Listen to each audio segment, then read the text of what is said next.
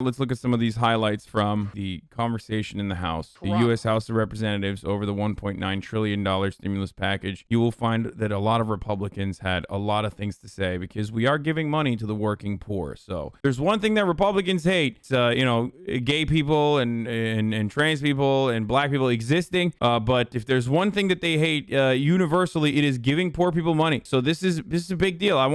Guys, I think we need to take some time out today and just think about all of the Republicans that had to sit idly by and watch the working poor get a crumb, a breadcrumb, a single breadcrumb. This is really probably the most devastating thing Republicans have ever had to do.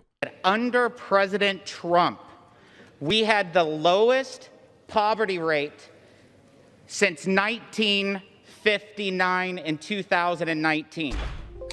The lowest poverty rate since 1959 came under President Trump. The irony is another historically low poverty rate came immediately after COVID started. And the reason for that is literally a stimulus package that they pushed through only because they were allowing corporations to get trillions of dollars or billions of dollars. And this is an extension of that same exact concept, which goes entirely against the worldview of Republicans. The reason why he's not bringing up the historic low poverty rate in, was it 2020? Yeah, when the beginning of COVID. Holy shit, time is just completely a fabricated concept for me now. I just don't have any understanding of what time is anymore. The reason why he can't bring that up is because that's literally just completely against the Republican worldview, which is like giving money to the poor is actually alleviates poverty. Speech right off the bat, and to go down this route is only going to create divisive. Yeah, it's so divisive to pass a $1.9 trillion COVID-19 relief plan, boys. Oh, this was the good part that I wanted to show you guys, but it wasn't enough. Dude, House of Representatives, like, you think senators are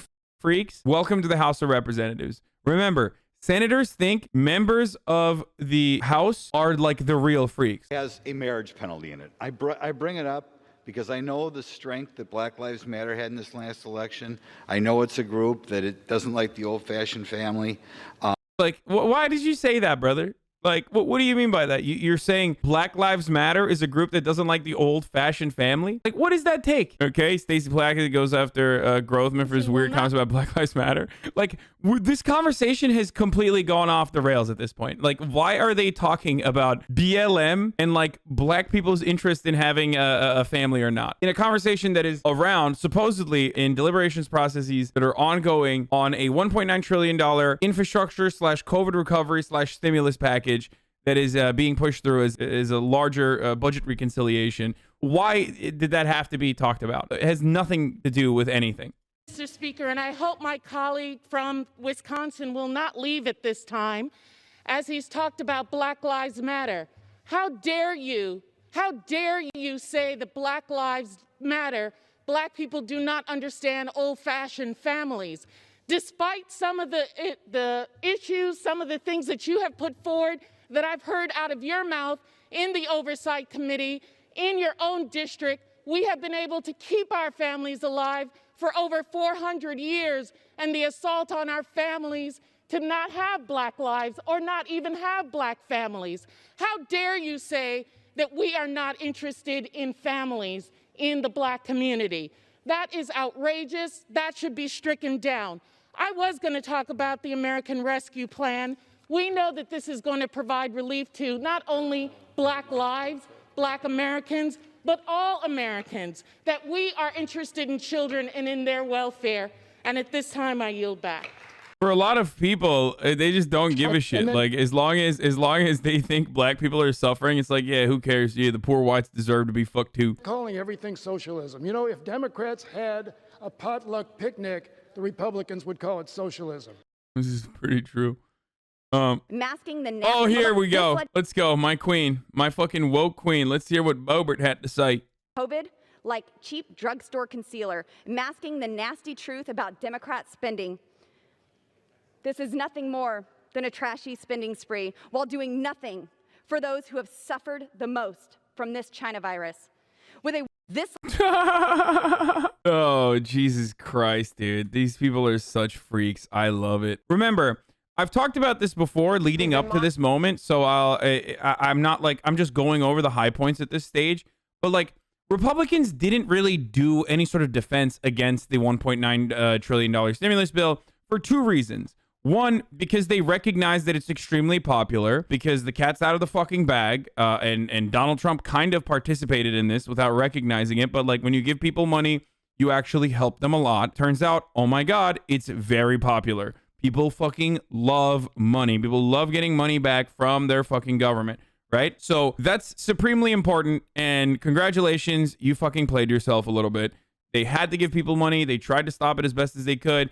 But it is a very popular policy position. I think the most famous defense, or the famous attack against the $1.9 trillion recovery package tied to the budget reconciliation, tied to the budget, was from Ron Johnson, who talked about how, you know, this is exactly, you could go to the fucking moon.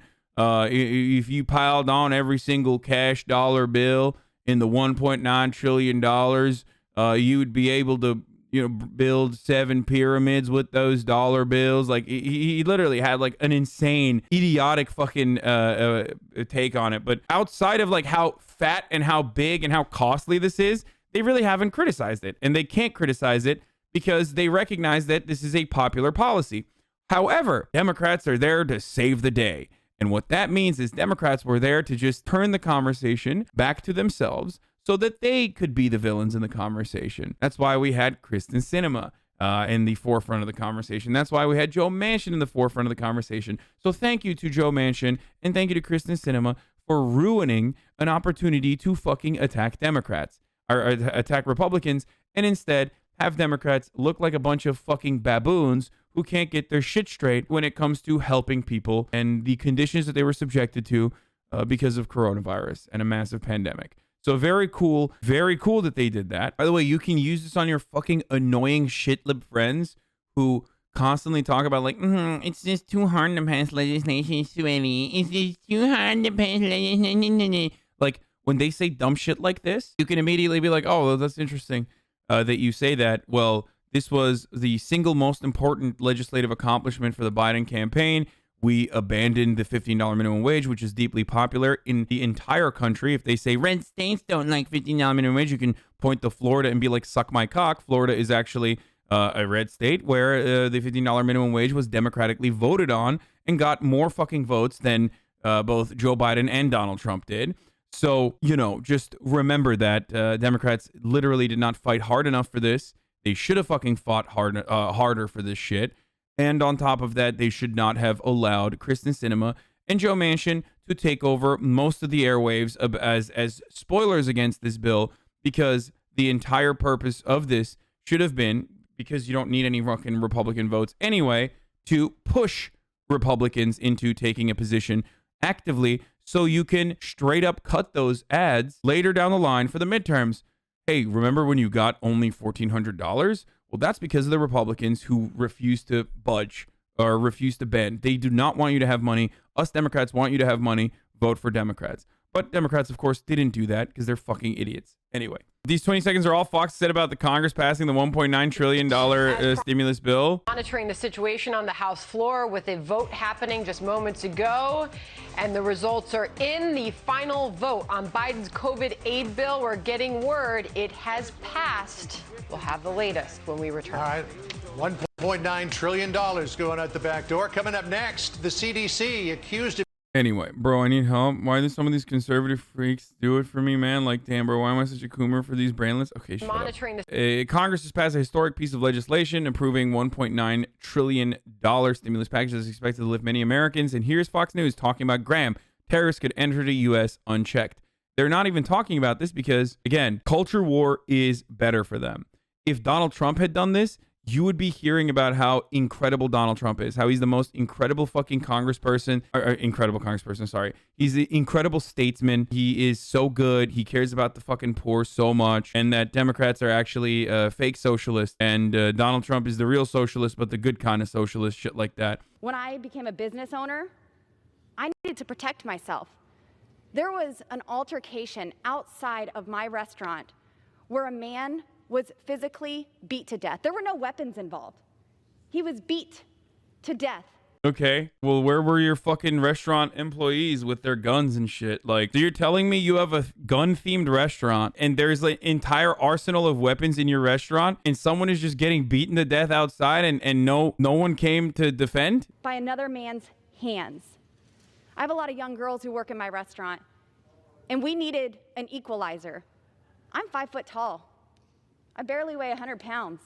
Oh, she's saying that the restaurant didn't have guns at the point. Never mind. Sorry, I misunderstood. I guess the person dying outside of her restaurant, really, that was the reason why this small bean gun owner decided to get a gun, a woman lit. This is like Republican virtue signaling. You know how liberals are always like, ugh, I care so much about the plight of trans people, unless they're poor, in which case, sorry, your medical coverage has been denied by Blue Cross Blue Shield. That's more important to make sure that we ration care by virtue of not who needs it the most, but by who can pay for it. But you know how liberals do that shit? This is the Republican version of that, okay? I'm a small bean conservative, and I love having an arsenal at my disposal, and I love shooting guns. Please vote for me. Guns are my most favorite hobby. We need to give guns to the chefs so they can start cooking with the guns. I need something against a stronger potential aggressor to defend myself with. Talk about women's rights. Don't take my right away to protect myself. I mean, seriously, what are we doing here? I ask the supporters of this legislation, who do you think you are to disarm Americans and leave them vulnerable without help? You want to defund our police and yet leave us without a way to protect ourselves. Our founding fathers gave us a list of items and said, don't touch these things. And I'm telling you, Gentlelady's time has expired. Keep your hands off. Gentlelady's time has expired. Members are. Migos wasn't kidding when he said cooking up dope with a Uzi. Yeah, she's out of her mind, dude. Use a pistol. You don't need a fucking AR-15 to gun down all your customers. That's what you think, brother. I need to make sure that, you know, I mean, the next stage of this argument is basically there's a lot of terrible tippers in this country. You understand? And here at the Lauren Boebert Musket Restaurant, we like to shoot people who tip poorly in the face. And if you do not let me use my RPG and my AR-15 inside of my own goddamn restaurant, what you're basically saying is you hate workers' rights. You fucking despise workers' rights. You want the working poor to suffer. How else will the working poor make sure that they fight for those goddamn tips if it wasn't for the fact that they can shoot you right in the face if you don't get 18% on every purchase? 18% minimum, folks. Tips are literally just a way to pay your workers less. Yes, I know. The government is never going to know what weapons I own.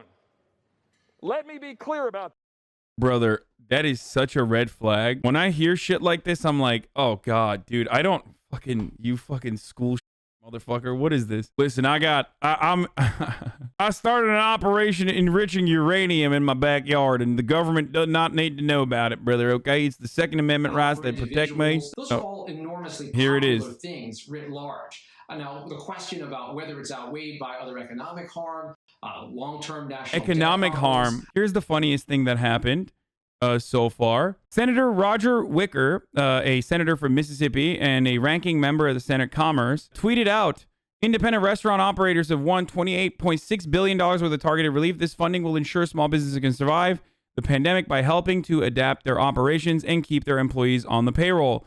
Interesting that Mississippi U.S. Senator tweeted this out, considering that he literally voted against it. This is what happens when the entire conversation revolves around Democrats fighting one another, and therefore Republicans can get away with literally voting no and then acting like they were on board with it the entire fucking time. This is exactly what happened under Donald Trump, where Republicans did not want to give any fucking help to the American working class. They literally stood as a gigantic hurdle against it, and then they fucking turned around and took credit for it. This is always going to happen. So stop trying to fucking align with Republicans is what I'm saying to the dumbass Democrats. And don't let them get away with not having a loud and proud position against giving members of the working class more fucking money. Oh, here, this was a good take by Tim Ryan, surprisingly, by the way. Heaven forbid we pass something that's going to help the damn workers in the United States of America. Heaven forbid. America. We tilt the balance that has been going in the wrong direction